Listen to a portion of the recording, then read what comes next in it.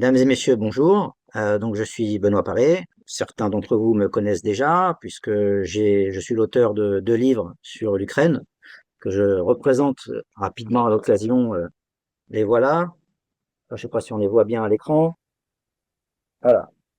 À part ça, j'ai donc eu l'opportunité de travailler pour cette chaîne, Neutrality Studies, en coopération avec Pascal Lothar, qui m'a demandé d'animer quelques émissions pour sa chaîne en français.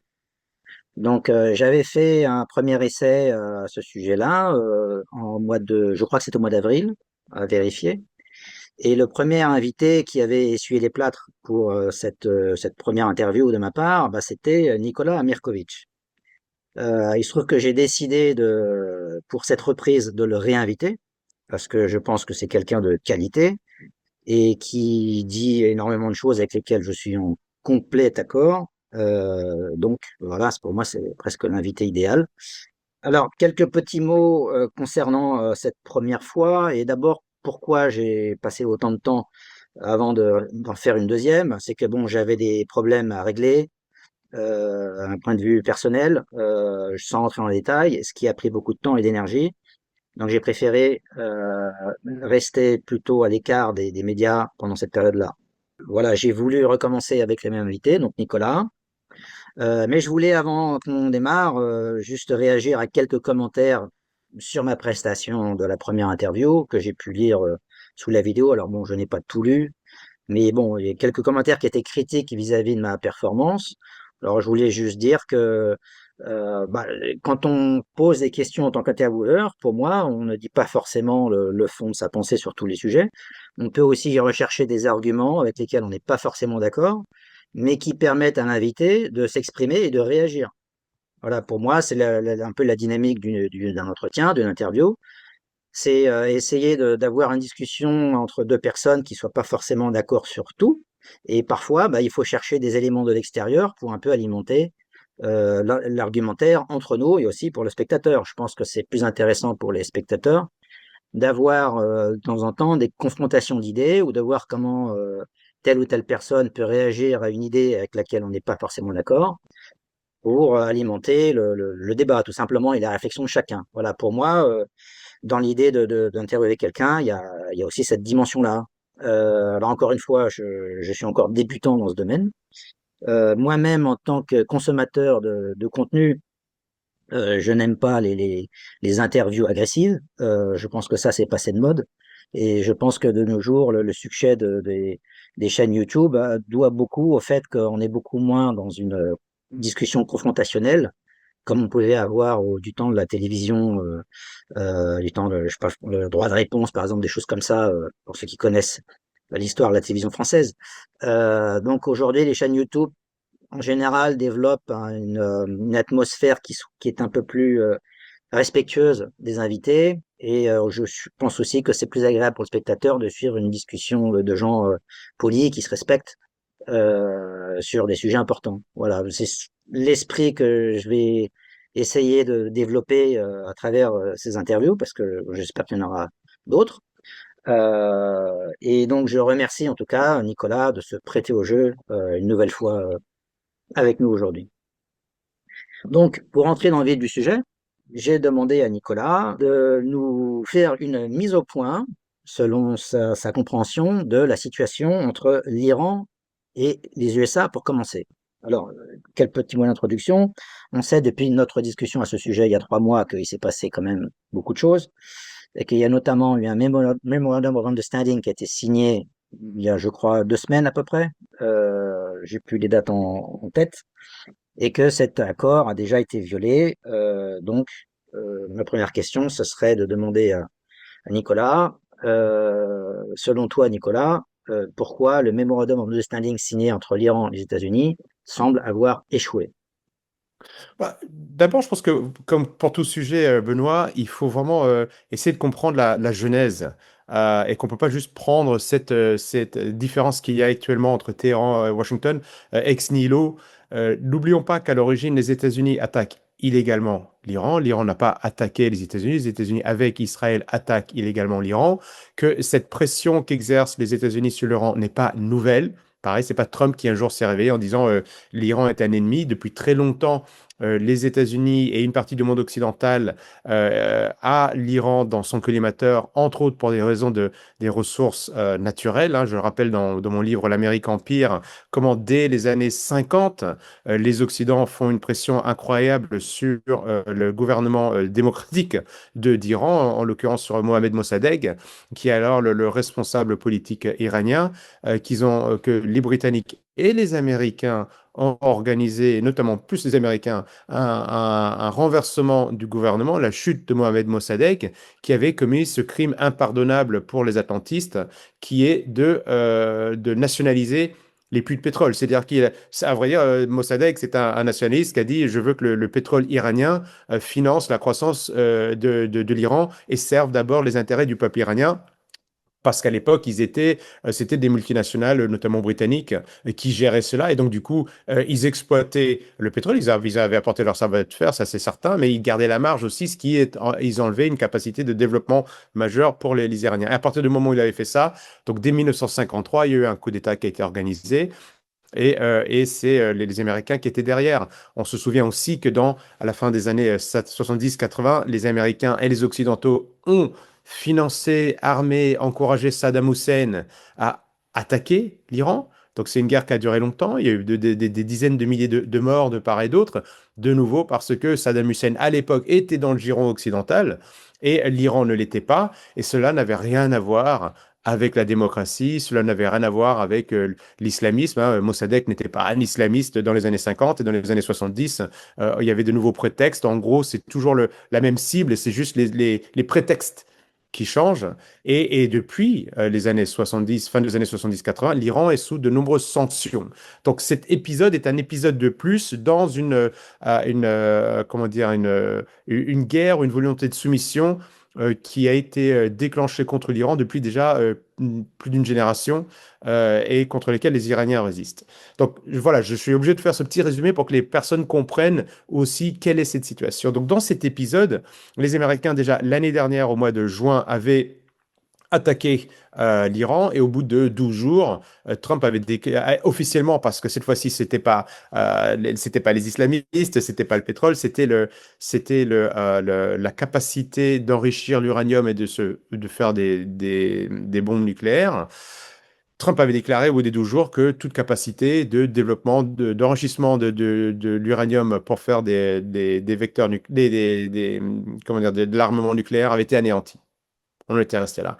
Et donc, en début de cette année, de nouveau, alors qu'on pensait que tout avait été réglé, Trump avec Israël attaque de nouveau l'Iran. Donc aujourd'hui, où est-ce qu'on en est de ces attaques? Donc dans ces derniers épisodes, il y avait en effet, il y a quelques semaines, un, un accord, l'accord d'Islamabad entre Téhéran et Washington. Donc, ça ne voulait pas dire que c'était un accord signé, c'était pas encore un traité, mais il y avait la volonté, il y a 14 points qui sont sortis, et la volonté de construire un chemin de paix qui était assez intéressant, qui était même plutôt positif pour l'Iran, où on avait l'impression que les deux parties iraniennes et américaines, les Américains avaient mis les Israéliens de côté, avaient trouvé une manière de s'en sortir par le haut. Parce que cette situation, n'oublions pas aussi que quand Trump attaque l'Iran en février dernier, il dit que c'est une petite guerre qui va durer quelques semaines.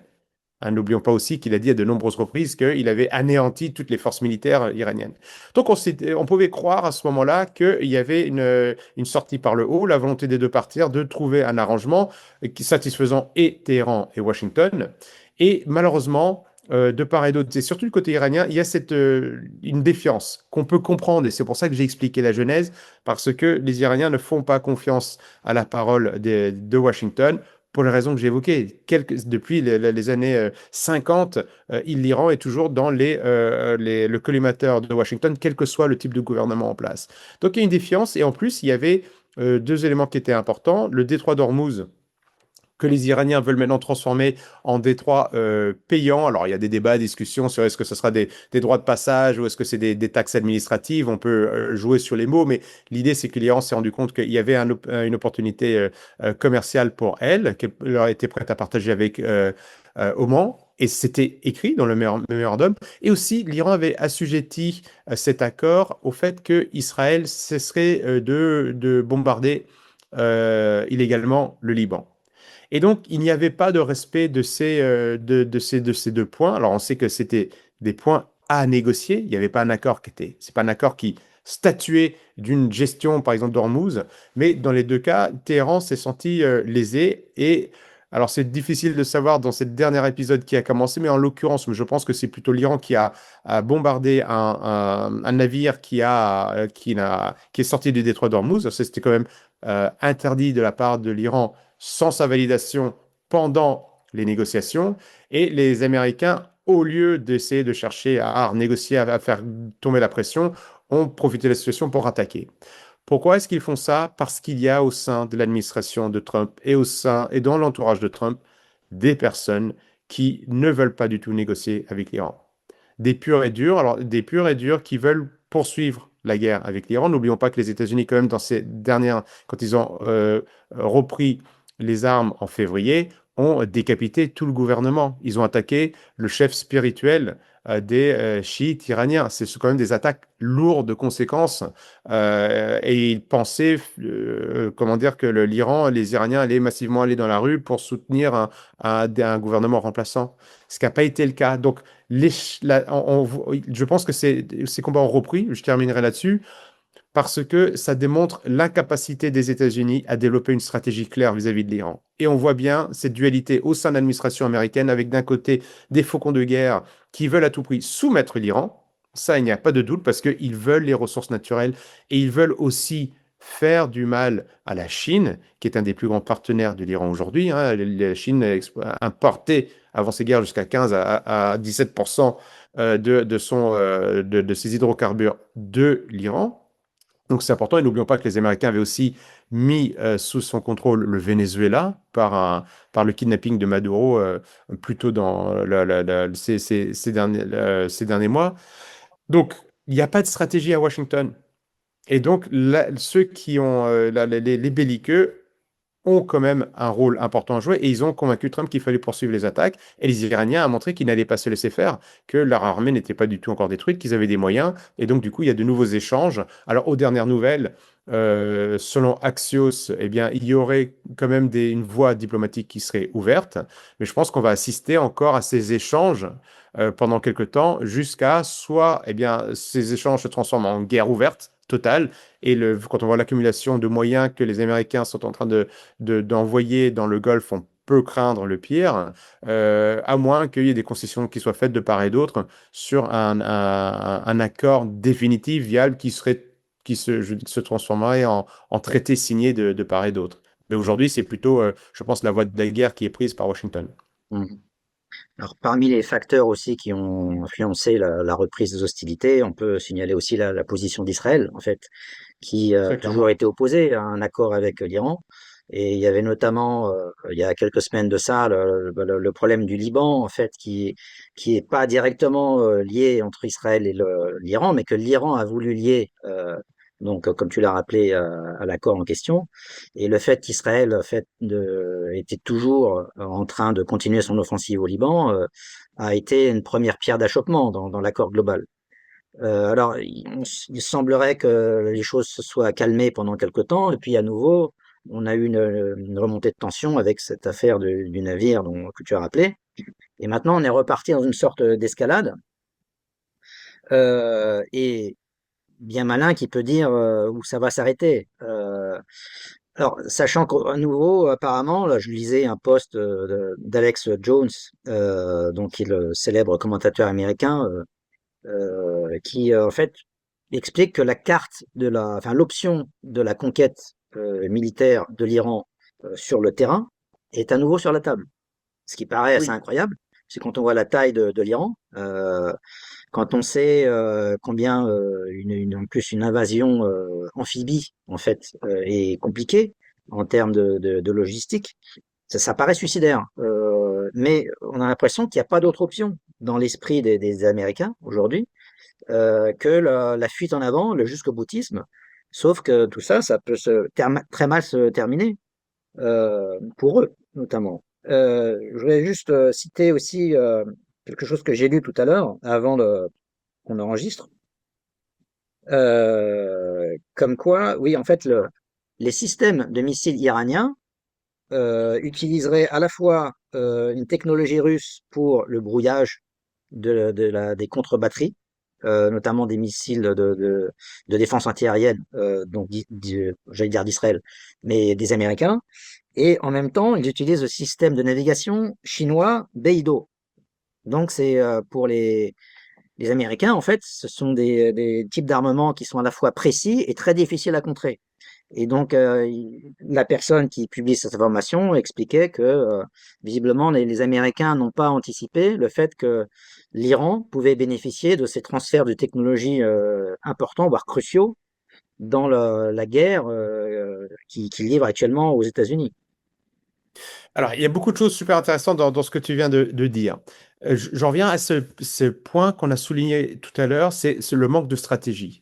C'est-à-dire, on voit que très clairement, entre les nombreuses sanctions que les Américains appliquent sur l'Iran depuis ces années, entre la guerre des 12 jours de l'année dernière, entre l'attaque de février qui devait durer quelques semaines, les Américains, ou alors avaient une stratégie et qui n'a pas marché, puisqu'ils sont constamment en train de surenchérir, de revenir, de dire noir un jour, de blanc le lendemain. N'oublions pas que Trump a dit des choses. Alors, on sait qu'il est capable de dire beaucoup de choses, tout ce qui lui traverse par la tête, mais il a quand même dit à un moment, écrit en parlant de l'Iran, qu'une civilisation allait disparaître.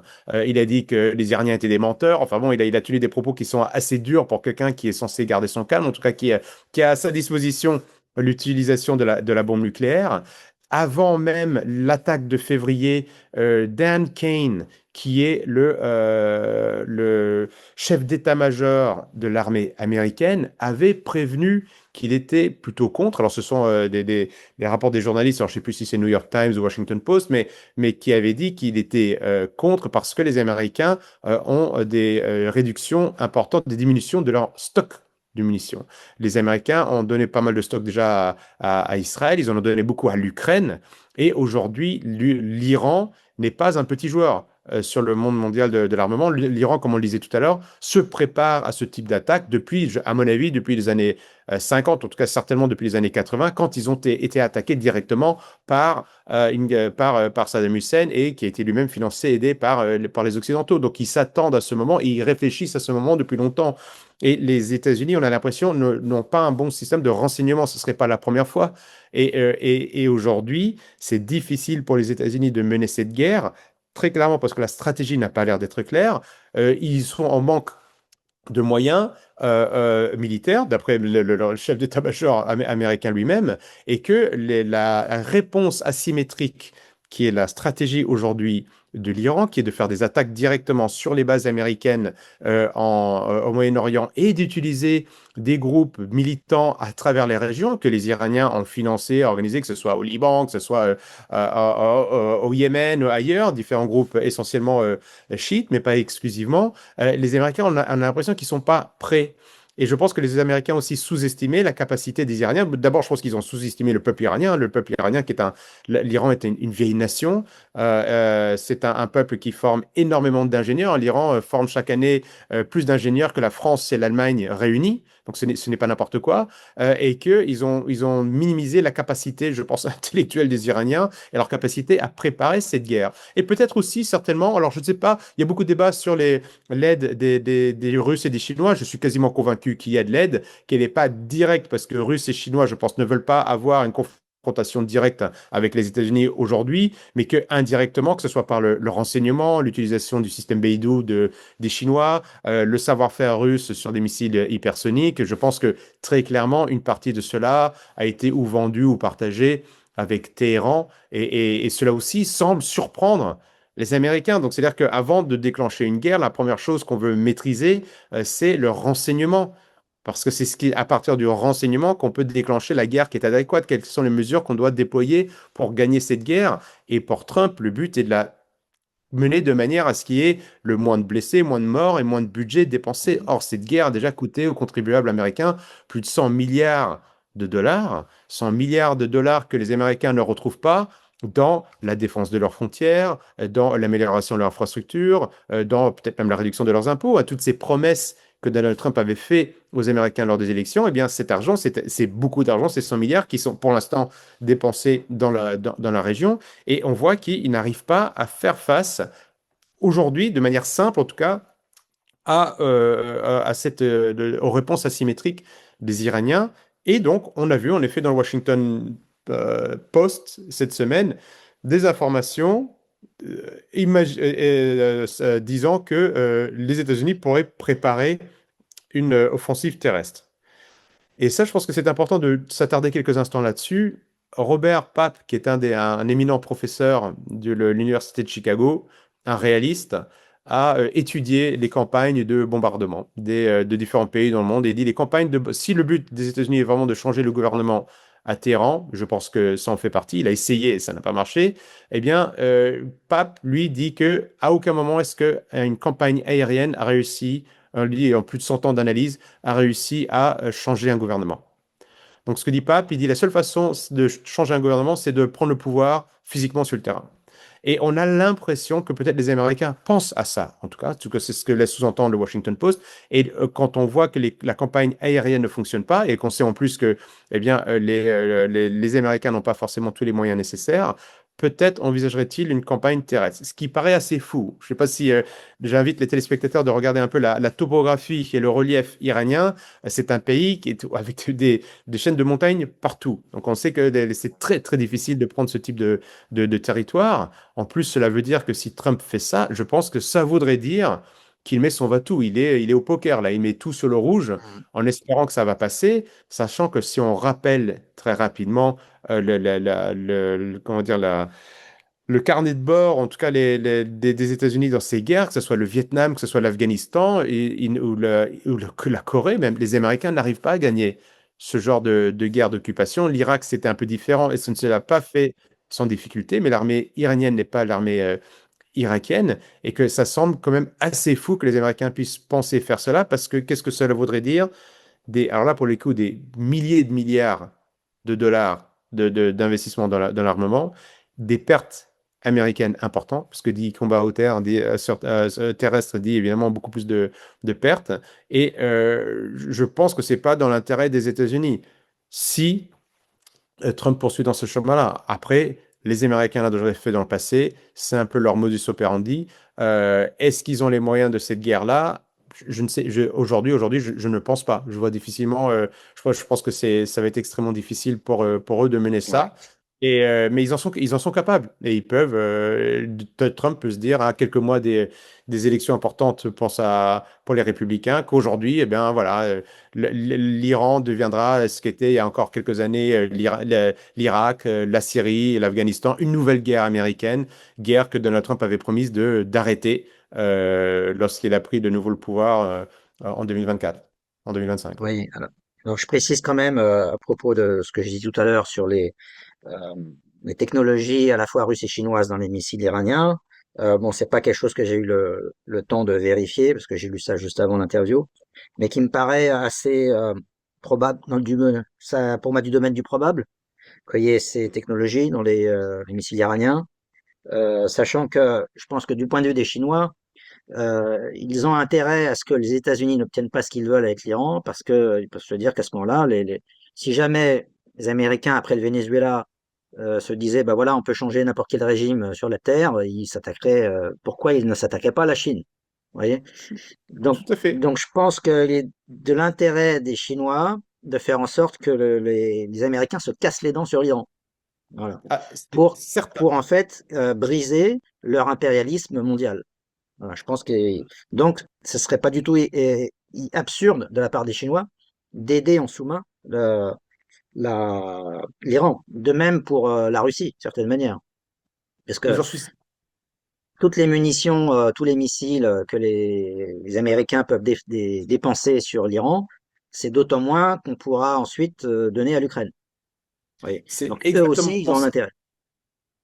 Ils ne peuvent pas. Alors, n'oublions pas que ce sont en plus des pays qui travaillent ensemble dans d'autres contextes, hein, dans le cadre des BRICS, dans Oui, le cadre de la route nord-sud, travailler entre la Russie et l'Iran. Donc, il y a des projets de construction qui sont déjà avancés, de développement commercial entre la Russie et l'Iran et entre la Chine et l'Iran. Et aucun de ces deux pays, tu as 100% raison, ni la Russie ni la Chine ne peuvent permettre à l'Iran de tomber. Pour les raisons que tu évoquais avant, avant, notamment la Russie a intérêt à ce que les États-Unis s'enlisent en Iran. Et donc, là où ils peuvent aider intelligemment, ils le feront. Ils ne vont pas le faire ouvertement, mais ils le feront directement, comme les États-Unis, enfin, de manière, je pense, plus fine que ce que les Américains font avec les Ukrainiens aujourd'hui. Et les Chinois ne peuvent pas le laisser non plus, les Américains, gagner. Pourquoi? Parce que si les Américains gagnent en Iran, ils gagnent le Moyen-Orient. C'est-à-dire qu'aujourd'hui, la présence américaine au Moyen-Orient depuis la fin de la Deuxième Guerre mondiale est massive. On le voit, certaines personnes le découvrent, mais le nombre de bases militaires américaines, le nombre de déploiements de soldats américains en milliers d'hommes dans le Moyen-Orient qui précède l'attaque des États-Unis et montre à quel point cette région est stratégique parce que c'est quasiment le poumon d'hydrocarbures du monde. Si vous prenez le Qatar, vous prenez le Koweït, l'Irak, l'Iran, l'Arabie Saoudite, évidemment, qui sont tous des grands exportateurs de pétrole, eh bien, les Américains veulent contrôler ça. Ils ont leur pétrodollar à défendre et ils veulent contrôler la région parce que du coup, s'ils contrôlent cette région, ils ont un levier sur le reste de la planète parce qu'ils peuvent jouer avec cette force-là pour soumettre d'autres pays, et ça, c'est pour soumettre d'autres pays, pour leur mettre de la pression. Donc, ni les Russes, ni les Chinois n'ont intérêt à ce que l'Iran tombe dans le giron américains parce que du coup, ils vont perdre comment dire, en autonomie et ils vont être dépendants d'une région qui est elle-même, qui serait aux mains des Américains. Et ça, évidemment, ça serait un levier politique, militaire et économique majeur. Donc, ils vont aider les Iraniens comme ils le peuvent et je pense que c'est vraiment quelque chose qui est important pour eux aujourd'hui. Est-ce que ça, c'est le modèle, si c'est un modèle qui s'oppose au modèle multipolaire que veulent les Russes et les Chinois, c'est-à-dire qu'un monde avec différents grands centres politiques et économiques, et c'est l'équilibre entre ces centres qui permet la stabilité mondiale. Là, si les Américains réussissent ce projet de soumettre l'Iran, eh bien, ils savent très bien qu'ils seront les prochains sur la liste parce que la vision américaine est unipolaire. Elle est Mhm. hégémonique. Et d'ailleurs, John Radcliffe, qui est le patron de la CIA, a fait une conférence il y a quelques jours là, extrêmement intéressante où il dit que, très clairement, il le rappelle, hein, la doctrine américaine qui a été rappelée aussi dans la feuille de route stratégique nationale des États-Unis l'année dernière, c'est que le grand rival des États-Unis, c'est la Chine. C'est clairement la Chine. Et Ratcliffe dit à un moment, à aucun moment, il dit que ce serait catastrophique, ou je ne sais plus quel est le terme exact qu'il emploie, mais c'est de cette ampleur-là, si les Chinois arrivaient à se développer dans des domaines où les Américains ne sont pas présents. Et c'est même pas, ça serait catastrophique si les Chinois se développaient militairement. C'est-à-dire que ce que les Américains ne peuvent pas accepter, c'est que les Chinois deviennent un centre de puissance économique et technologique mondiale. Ouais, parce que la rivalité n'est pas au niveau militaire. Les Américains n'ont pas peur que la Chine envahisse le Japon, envahisse la Mongolie, l'Inde ou les États-Unis.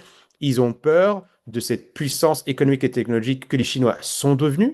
Et j'ouvre juste une parenthèse pour dire, grâce entre autres aux délocalisations des Américains et des Occidentaux, on leur a appris beaucoup de choses qu'aujourd'hui, et en les sous-estimant, en les méprisant, en pensant qu'il voilà, il resterait toujours l'atelier à fabrication de nos baskets et de nos chaussettes.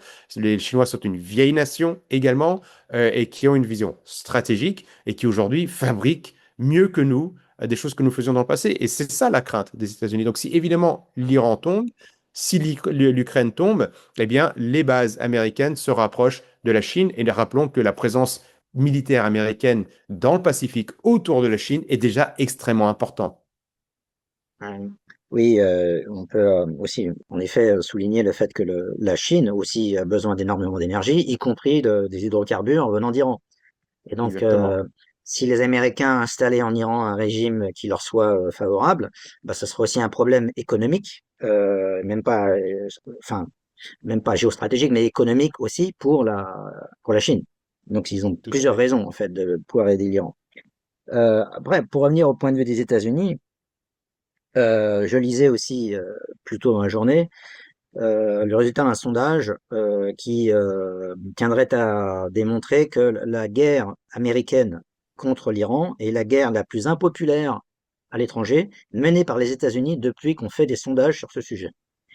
Ce qui n'est pas rien. Du coup, on se demande si, de ce point de vue-là, en fait, Trump n'est pas face à une perspective d'un suicide politique. Parce que s'il continue dans une guerre qui était ingagnable, il risque, enfin, ça devait être un suicide, mais colossal, de son camp et de lui-même pour la postérité.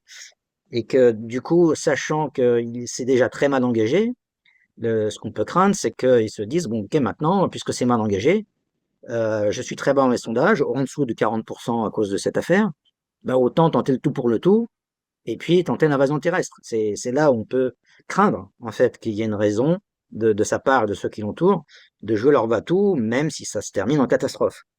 Euh, et dernier point, Tucker Carlson aussi, à ce sujet, a déclaré récemment qu'il pensait que il était persuadé que le président Trump n'était pas favorable à cette guerre contre l'Iran à la base, parce qu'ils avaient eu des échanges personnels en tête à tête à ce sujet avant que Trump arrive au pouvoir. Et la conclusion de Tucker Carlson, c'est que Trump est tenu. C'est-à-dire il ne fait pas la politique qu'il aurait souhaité, mais qu'il est contraint. Alors par quoi, par qui, ça reste un mystère, mais il est contraint par tout un tas de facteurs, peut-être l'appareil d'État, voire une forme de chantage, à suivre une politique qui est suicidaire pour lui. Ce que fait Trump là est complètement suicidaire, c'est le bon terme, par rapport à lui-même, sa carrière, son image, par rapport à tout le mouvement MAGA, Make America Great Again, qu'il a contribué à développer. Il y a quand même une révolution au sein du camp républicain, même au sein sur la scène politique américaine, de personnes qui reviennent sur une politique d'Amérique d'abord, de protection des frontières, d'Amérique plutôt plus conservatrice, donc et qui était en rupture avec ce que les républicains disaient avant. Et il a promis à très nombreuses reprises qu'il ne mènerait plus ces guerres interminables des Américains. Il a dit que l'argent servirait à développer les États-Unis. Il a promis l'augmentation du pouvoir d'achat, la création d'emplois aux États-Unis. Et cette attaque contre l'Iran est suicidaire parce que non seulement, bien, ce qu'elle est contre ce qu'il avait promis aux Américains, mais en plus, elle va absorber des ressources, des moyens et peut-être même, enfin, certainement déjà, en tout cas, des hommes que les États-Unis ne pourront pas utiliser ailleurs. Et donc, on peut se demander, et je pense en effet que, ou alors Trump est un menteur, et donc du coup, c'est un menteur qui a su trouver une voie pour capter les voix des Américains et se faire élire. J'y crois pas trop parce que il a quand même pas mal souffert. Il s'est pris pas mal de coups lors de son premier mandat. Il a été menacé de prison. Je pense que là, il faut quand même être très très costaud, très solide. Et je pense pas que ce soit son cas pour endurer tout ça si c'est un jeu et s'il est un menteur et de connivence avec l'État profond américain. Je pense que, en effet, peut-être que c'est quelqu'un qui a cru et qui a cru que lors de ce deuxième mandat, il aurait raison de ce fameux marécage qui ne cessait de gourmander pendant les campagnes et qu'il est soit tenu ou alors sous contrôle de quelqu'un. C'est qu'il s'est passé quelque chose. Qu'est-ce qui se passe dans la tête d'un être humain qui fait 180 degrés par rapport à ce qu'il a promis? Il a eu un chèque en blanc de la part des Américains, c'est-à-dire qu'il aurait pu dire à tout le monde, et il est légitime pour le dire, non au complexe militaro-industriel américain, non comment dire, au faucon de guerre américain. J'ai le mandat du peuple américain pour ne plus faire de guerre. J'ai le droit de faire ça. Les Américains m'ont demandé de faire ça, donc je vous dis non. Il a le mandat pour ça. Il a été majoritairement, et il a été élu avec une grande majorité. Il ne le fait pas. Pourquoi est-ce qu'il ne le fait pas? Eh bien, en effet, soit il est tenu et donc il peut y avoir des casseroles, et on sait quand même que c'est quelqu'un qui a une vie un petit peu dissoute, donc du coup, on peut imaginer que les casseroles peuvent aller dans pas mal de directions assez gênantes pour lui, ou alors il est tenu, ou alors il est menacé aussi. On peut très bien dire, vous savez, à ces niveaux-là de pouvoir, on est en train de parler de milliards de personnes, menacer quelqu'un, menacer sa famille, menacer ses enfants, menacer... C'est quelque chose qui est tout à fait faisable, mais il s'est forcément passé quelque chose de grave et de radical dans l'entourage de Trump, concernant Trump lui-même, pour qu'il fasse le contraire et qu'il soit prêt à dire les élections, ça m'est égal, que garder mes promesses, ça m'est égal, détruire le mouvement MAGA et savonner la planche pour mon successeur, ça m'est égal, je vais tout mettre sur cette guerre en Iran. Il s'est forcément passé quelque chose, et les Américains aujourd'hui lui en veulent, donc une partie du camp républicain lui en veut énormément, quelques-uns de ses premiers soutiens qui l'ont permis d'être élu, comme Tucker Carlson, comme Joe Rogan, comme Candace Owens, comme Dave Smith, toutes ces personnalités-là qui ont des millions de vues Alex chaque semaine Jones sur aussi. les réseaux sociaux. Oui, exactement. Alex Jones, qui a été depuis la première heure un grand soutien de Trump, eh bien, ne comprennent pas ça, disent que Trump a trahi le mouvement, disent que Trump est vendu, que lui-même fait partie de ce marécage qu'il voulait assécher. C'est très impopulaire dans une partie de la base républicaine, mais n'oublions pas que c'était très extrêmement impopulaire du côté des démocrates qui sont censés être, même si c'est pas le cas dans la réalité, le camp anti-guerre. Et donc il y a une coalition anti-guerre aux États-Unis contre Trump qui traverse les frontières politiques. Et on sait aujourd'hui déjà que les midterms qui arrivent au mois de novembre, dans ces midterms, les candidats républicains sont extrêmement mécontents à cause de ce sujet de l'Iran et parce que, en même temps, le pouvoir d'achat ne cesse de diminuer. N'oublions pas que les conséquences directes de la fermeture du détroit d'Ormuz, peut-être même maintenant aussi, on a la fermeture des détroits de Bab el-Mandab de la part des Houthis sur la circulation du pétrole saoudien, ça a comme impact direct deux choses différentes. C'est-à-dire que les Américains payent plus cher leur essence. Dans le monde entier, payent plus cher son essence parce que du coup, il y en a moins.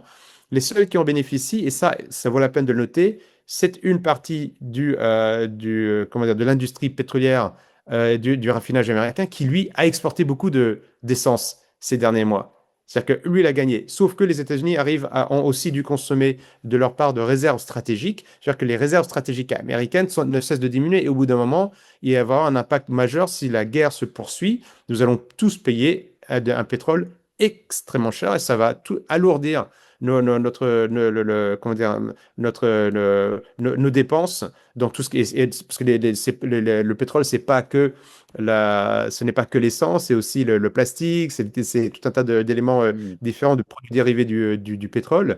Et ça, pour que Trump prenne le risque d'avoir cet impact négatif sur sa propre économie, démontre, je pense, si c'est nécessaire, que franchement, il est vendu ou alors il est tenu. Ouais. Et on peut aussi rappeler qu'un élément important, c'est que il n'y a pas que deux acteurs dans cette guerre, il y en a un troisième, un qui s'appelle Israël, et qu'on sait que du point de vue israélien, en fait, l'Iran en possession d'une arme atomique, c'est considéré comme une menace existentielle. Puisqu'on sait que bah, le président iranien, Ahmadinejad, il y a de cela peut-être deux décennies, avait de mémoire appelé à la destruction d'Israël. Donc ça, les Israéliens l'ont bien en mémoire et ils ont toujours à l'esprit que c'est le régime en fait qui serait susceptible de vouloir les anéantir. Donc je pense que c'est aussi un aspect qu'on ne peut pas ignorer dans la problématique et que les Israéliens, en tout cas une bonne partie d'entre eux, voient à travers l'Iran et la possibilité que l'Iran ait une arme atomique, encore une fois, une menace qui était insupportable. Et donc, ils seraient prêts à utiliser tout ce qui est à leur disposition, y compris leur influence sur les États-Unis, pour faire en sorte que tout soit tenté pour que l'Iran n'ait pas l'arme atomique. Sauf que bon, à vouloir prévenir un danger qu'on perçoit si grand, on risque d'en provoquer un encore plus grand.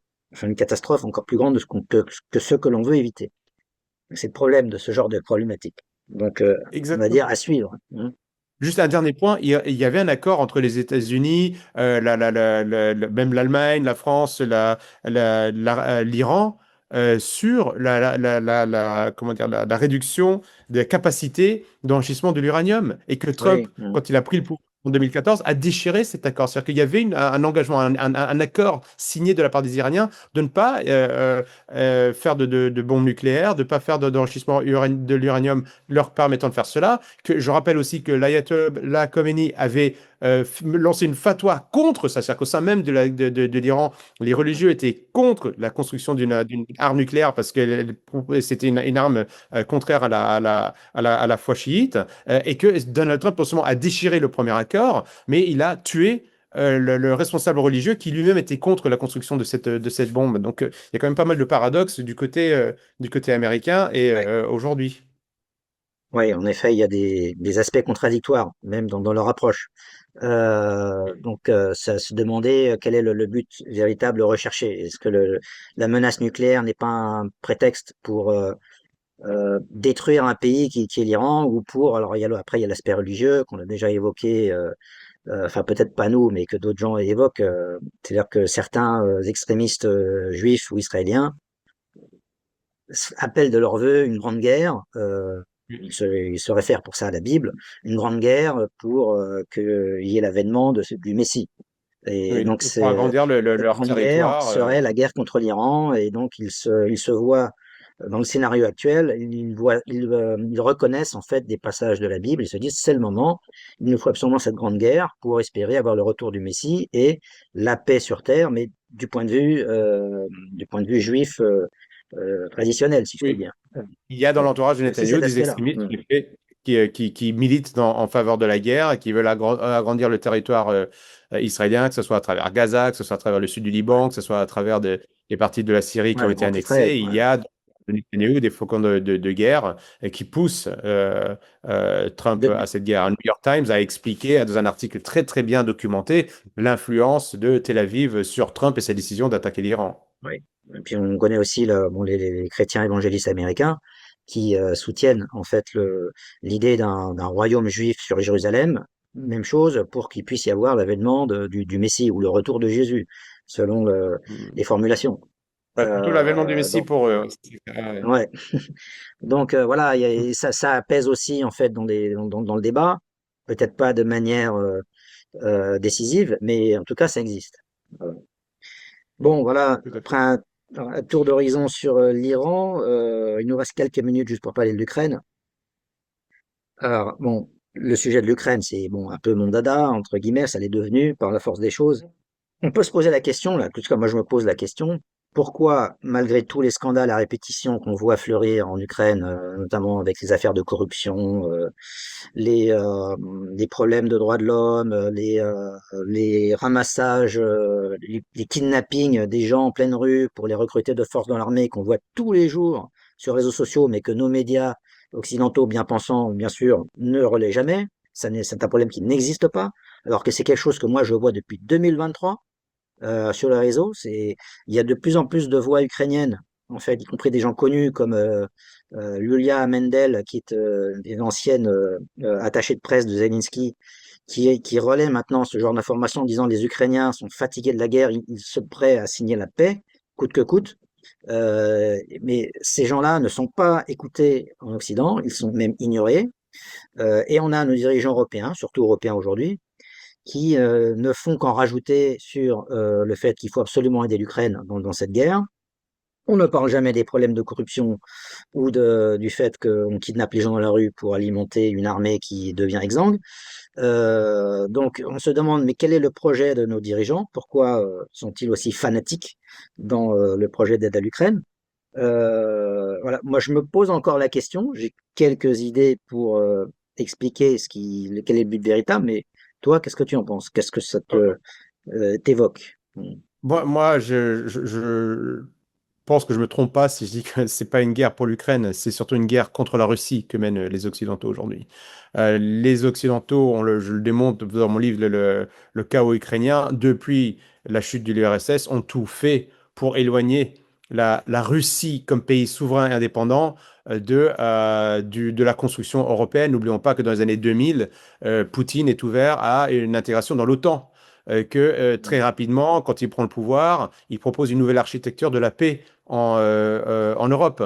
Et que ce sont les atlantistes, les Européens, à l'OTAN qui refusent cette main tendue par la Russie. Pourquoi? Parce que la vision russe est une vision de pays ou de nations souveraines qui discutent entre semblables. Il n'y a pas de notion de dominant et de dominé. C'est une Europe des nations que souhaitait la Russie. Or, tout a été fait non seulement pour refuser la main tendue par la Russie, mais d'accroître la pression sur cette dernière, d'où l'intégration rapide des pays d'Europe de l'Est dans l'OTAN, puis dans l'Union européenne. Pourquoi est-ce que les Européens veulent ça? Parce que nous sommes aujourd'hui, nous avons une élite atlantiste, mondialiste, qui voit la Russie comme un énorme terrain de jeu économique.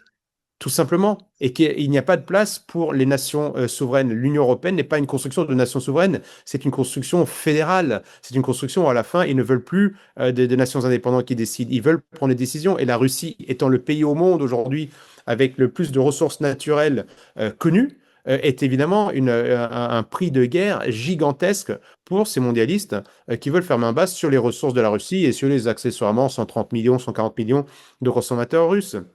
Donc, ils ne veulent pas aussi, non seulement ils veulent récupérer la Russie, d'ailleurs, Kaja Kallas, qui était la responsable de la politique étrangère européenne, disait qu'il fallait même démembrer la Russie. C'est ce qu'elle le propose officiellement, c'est quand même la première diplomate de l'Union européenne, voilà ce qu'elle propose officiellement. Et deuxièmement, eh bien évidemment, ils ne voulaient pas de contre-modèle. C'est-à-dire que le modèle atlantiste, à la fin, dans les années 90, je le démontre dans mon livre sur l'Amérique Empire, ont une vision qu'ils ont gagné la guerre, et c'est la fin de l'histoire, comme disait Fukuyama, et donc du coup, on va faire entrer tout le monde dans ce modèle libéral mondialiste. Ils ne voulaient pas de contre-modèle, c'est-à-dire que la Russie est non seulement un grand prix à prendre parce que la Russie est extrêmement riche d'un point de vue des ressources naturelles et que les oligarques qui poussent pour cette construction mondialiste veulent faire base dessus, mais en plus, la Russie pose un problème parce que la Russie propose un contre-modèle. C'est-à-dire qu'ils proposent avec les Chinois, les Indiens, les Brésiliens, même les Émiratis, les Iraniens, hein, ils veulent un monde multipolaire. Et donc, cette guerre aujourd'hui n'est pas menée pour la démocratie, n'est pas menée pour la liberté, parce que Zelensky n'est pas un démocrate aujourd'hui, il ne veut pas d'élection.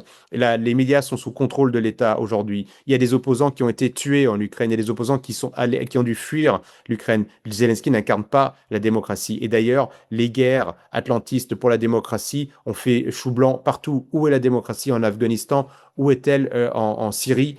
Où est-elle en Libye? Elle n'existe pas. Ils disent à chaque fois qu'ils font la guerre pour ces raisons-là. Je l'ai vu en ex-Yougoslavie, ils avaient fait soi-disant la guerre pour la défense des droits de l'homme et le vivre ensemble. Et le résultat, c'est qu'ils ont créé des États quasiment mono-ethniques, où il n'y a quasiment plus de dialogue, de discussion entre les pays. Ce sont des mensonges. Ce sont des mensonges qui sont clairement documentés aujourd'hui.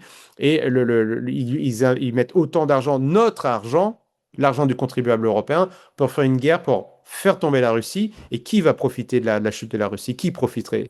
Les mêmes multinationales, ces mêmes oligarques qui sont en train de financer ce projet mondialiste. C'est aussi simple que ça, parce que si les Européens étaient si attachés à la démocratie, à la liberté d'expression, à la paix, ils auraient employé 1% de ce qu'ils dépensent pour la guerre en faveur de la paix, et aujourd'hui, le continent européen serait vraiment un des plus puissants, un des plus importants, un des plus sûrs au monde. Or, ils ont utilisé l'argent pour la guerre parce qu'ils ne savent pas utiliser la paix et parce que ceux qui financent ce projet atlantiste fédéraliste européen ne veulent pas d'une Russie ou d'un État. Aujourd'hui, c'est la Russie, ça aurait pu être un autre pays, ça pourrait être demain la France. Hein. Ils ne veulent pas un pays souverain, puissant, qui contrecarre leur projet mondialiste. Oui, en fait, la Russie, en effet, l'objectif, c'est pas d'aider l'Ukraine qui importe pour eux, en effet, comme tu le dis, c'est d'affaiblir la Russie derrière, mais c'est un plan de long terme. On sait que Berezinski a théorisé ça dès 1997 dans le fameux livre Le Grand Échiquier. Donc c'est un projet de long terme de l'État profond américain, quelles que soient les administrations d'ailleurs. Mais notamment, ça a été mis en œuvre essentiellement sous les démocrates, hein, sous Obama et puis Biden, notamment avec Victoria Nuland, qui était la grande coordinatrice de ces affaires, notamment à l'époque de Maïdan, comme on le sait. Euh, Toujours est-il que aujourd'hui, on a l'impression qu'avec Trump, qui est un peu quelqu'un qui particulier, on va dire. Apparemment, l'État profond américain ne fait pas ce qu'il veut avec Trump, mais arrive quand même à l'orienter, c'est ce qu'on peut peut-être supposer. Sauf qu'il reste une part d'imprévisibilité chez lui. Euh, mais moi, ce qui m'est apparu, c'est que les élites européennes, qui sont en fait intimement consanguine, si je puis dire, avec l'État profond américain. Il y a tellement de gens qui passent par les think tanks américains, la French American Foundation, euh, qui sont mis en avant par Davos, par le groupe Bilderberg, etc. depuis des années. Mais tous ces gens-là se retrouvent à des postes clés ensuite au niveau européen. On voit qu'on a en fait tout j'allais dire une armée de clones à la tête des États européens. On voit ce qui se passe en Angleterre, ils en sont au septième Premier ministre en 10 ans, mais rien ne change au niveau de la politique. C'est toujours la même chose. Le dernier, il s'appelle Bonham. Et Mhm. Bonham, j'ai lu une déclaration qu'il a faite sur l'Ukraine, il a dit, mais on va rien changer. Donc voilà, il Oui. y a sur des sujets, notamment l'Ukraine, on ne change rien. Et en Allemagne, c'est pareil, on a vu Scholz, ensuite on a maintenant Merz, mais il ne change absolument rien dans la ligne. On va même encore plus loin. dans l'aide à l'Ukraine et dans le fait d'ignorer absolument tout ce qui pourrait à l'encontre de ça. Et en même temps, on fabrique l'ennemi en permanence en ce qui concerne la Russie. On fabrique la psychose. On prétend que la Russie prétendrait, enfin, serait prête à envahir la Pologne pour tester l'OTAN. Mais qu'est-ce que ça veut dire? C'est complètement absurde comme idée. Mais c'est pas grave, on le publie et puis ça fait partie de ces petites choses qui permettent de créer la psychose collective. Parce que pour les gens qui ne voient juste que les titres des journaux, qui réfléchissent pas vraiment, ce sont des aspects vraiment inquiétants. J'ai même discuté récemment avec un étudiant de Sciences Po Paris qui m'a contacté et qui m'a dit, mais c'est incroyable de voir à quel point les étudiants qui m'entourent, en fait, sont crédules concernant toute la propagande anti-russe. Ils croient vraiment que la Russie s'apprête à attaquer l'Europe. Parce que c'est ce qu'ils lisent partout dans les médias de grand chemin, comme on dit, et dans les discours des politiques. Et donc, ils n'ont pas l'esprit critique ou pas suffisamment d'accès à des informations différentes pour se dire que, en fait, ça n'a aucun sens. Et donc, du coup, eux-mêmes, qui sont censés être l'élite de demain, les étudiants de Sciences Po Paris, c'est censé être des gens qui ensuite vont intégrer les sphères du pouvoir ou les sphères des grands médias. Et on voit qu'ils sont, a priori, pour l'essentiel d'entre eux, aujourd'hui, complètement submergés par la propagande et incapables d'avoir une distance critique. Ce qui est effrayant.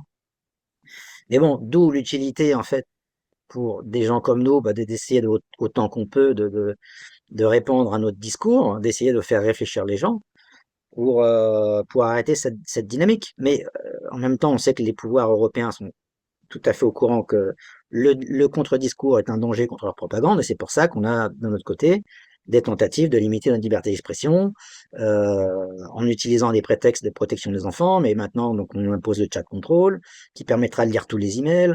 L'étape d'après, ce sera si possible WhatsApp et toutes les messageries sécurisées.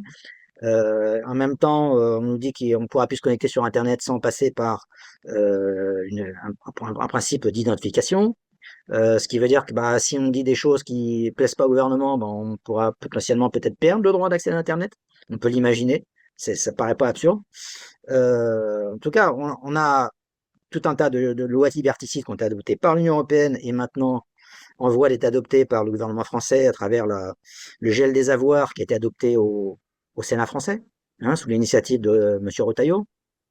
Et Oui. quand on lit le texte de ce texte de loi qui soi-disant vise le séparatisme islamiste, en fait, on voit que ça peut couvrir tous les sujets et que c'est une boîte à outils dont ils peuvent se servir pour n'importe quoi, en disant bah voilà, c'est un discours d'appel à la haine et tout y passe, c'est toute question d'interprétation.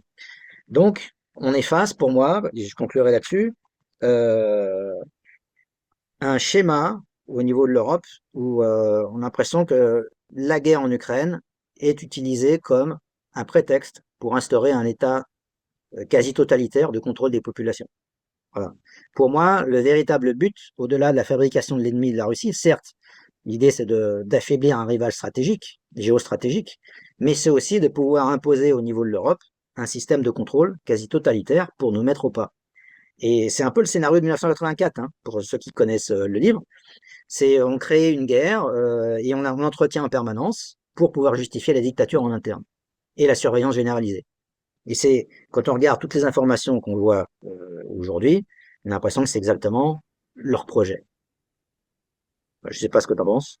Je suis d'accord avec toi. C'est inquiétant. On voudrait imposer la démocratie à des milliers de kilomètres de chez nous, la liberté d'expression, alors qu'on l'a de moins en moins chez nous. On voit à quel point c'est difficile d'exprimer des idées contraires. Qu'est-ce qu'on demande, nous? On ne demande même pas à changer tout. On demande juste la liberté de pouvoir nous exprimer, de participer au débat, d'apporter un autre son de cloche, parce que c'est fondamental, quel que soit le sujet aujourd'hui, que vous soyez ingénieur, informaticien, que vous soyez n'importe quoi, boulanger, que vous soyez mère de famille, vous avez déjà des questions, des problèmes. Eh bien, c'est toujours bien d'avoir d'autres sons de cloche pour essayer de trouver une solution. Et là, eux, non, ils nous imposent voici la rhétorique, voici ce que vous avez le droit de dire, voici la solution. Et nous, on dit, bah, on n'est pas tout à fait d'accord, on a une autre analyse. Et surtout, de gens de terrain. Toi que moi, nous avons été sur le terrain dans le Donbass. Nous savons à quoi ça ressemble. Nous avons des témoignages, nous avons un éclairage qui est différent.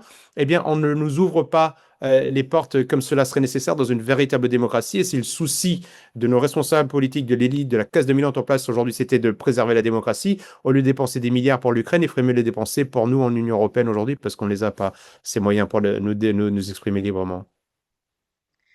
Bien, il arrive le temps de conclure cette émission. Nicolas Merkovitch, merci beaucoup pour ta participation à cette Merci à toi, émission. Benoît.